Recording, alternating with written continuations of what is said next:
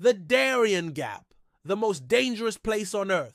There are many dangerous places around the world, from active volcanoes to war-torn countries, but few are as perilous as the Darién Gap, a small region located at the border of Panama and Colombia. This is the most dangerous place on Earth.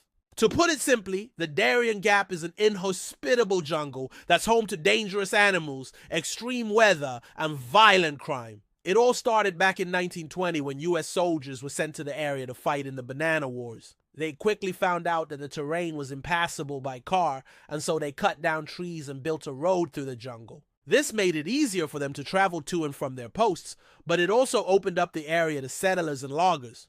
Over time, these people began to encroach on the land, which led to violence with the indigenous people who had been living there for centuries. This violence, along with the dangerous animals and extreme weather, has made the Darién Gap one of the most dangerous places on Earth. One of the biggest dangers in the Darién Gap is the wildlife. There are poisonous snakes, biting ants, and malaria-carrying mosquitoes. In fact, there are more than 500 species of poisonous snakes in the area.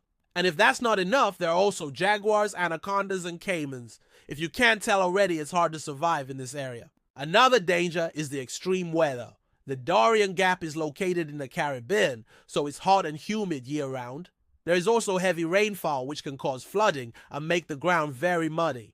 This makes it difficult to navigate through the jungle. But perhaps the most dangerous thing about the Darién Gap is the people.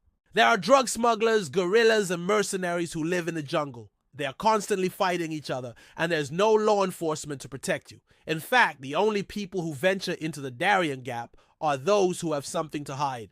That's because the Colombian government has a policy of not intervening in the affairs of other countries. This means that if you commit a crime in the Darién Gap, you can be sure that the Colombian police will not come after you. Despite all these dangers, some people still try to cross the Darién Gap every year.